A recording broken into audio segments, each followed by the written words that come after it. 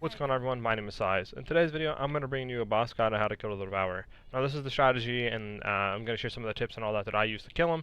And by the end of this video, you're going to be able to go in, kill the Devourer, and get some really insane gear to go ahead and take on the hard intercepts. So without any further ado, let's get right into it.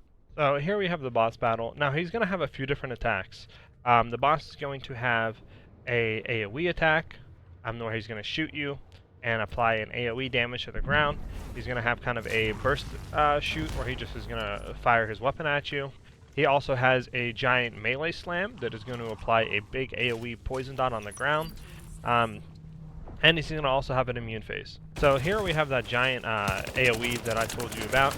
Basically, you get too close to him, he's going to do a giant slam and apply a big AoE poison dot on the ground. So the best way I kind of figured it out to do is not really play too close to him. Or if you do, just be very cautious that he is probably going to do that melee AoE on you.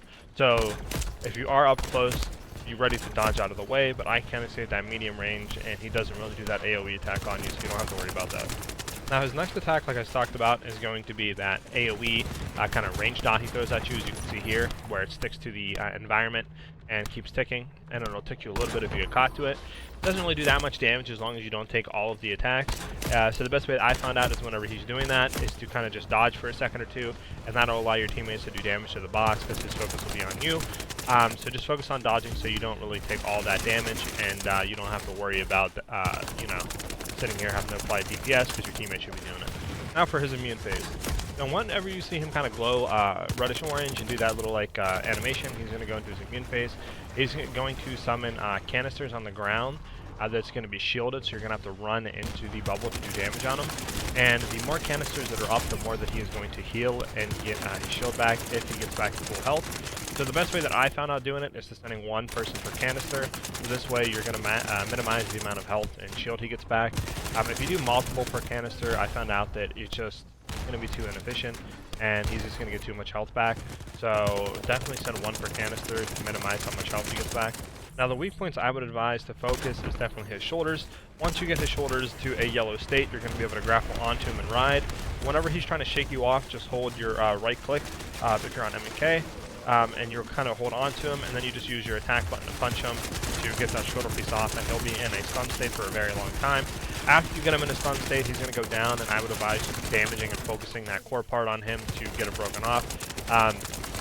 And eventually you'll get that to definitely shatter like I did right there. You'll get a full shatter. And then once it's full shattered, you can apply some really good damage on his core whenever you get him staggered again. And by shattering that core, you're going to maximize the amount of DPS you do on the boss when he's in a stun state. So definitely focus that core part whenever you do get him stunned to try to break it off fully. Now, a quick tip, what I do is I try to focus the shoulder parts. If you can't hit those for some reason, or your view is obstructed, definitely just try to shoot any of the destructible parts that you can, like the kneecaps or the sensors on his head. But generally, going for the shoulders is going to be the best way for you to put him in a stun state, and to prolong that stun state, allow you to damage the core.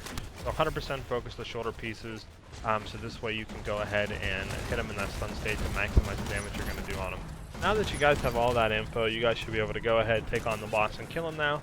Just keep in mind, the best way is definitely to keep focusing those shoulder pieces.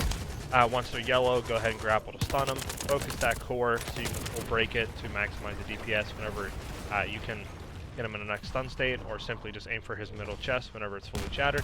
And whenever the canisters come up, only send one person in each canister, so this way you can minimize the amount of health that he gets back, so this way you can go back into DPS phase. That's it for this video. You guys should be able to go on now, take on the Devourer, kill him, get some really good loot and gear, and equip yourself to go ahead and take on the hard intercept. If you guys are confused about anything in this video, or you have any more questions about the boss, leave them in the comment section below and I'll answer you as quick as I can. Also, if you guys have any other ideas you would like to see me make content on this game, let me know in the comment section below as well. You guys could also like and subscribe to the YouTube channel. Lets me know you're enjoying these type of videos on the first Descendant to keep putting more videos out, and it honestly helps with the YouTube algorithm to get it out to more people. I hope you guys have a good rest of your day and night depending on when you're watching this video, and I'll see you in the next one. Peace.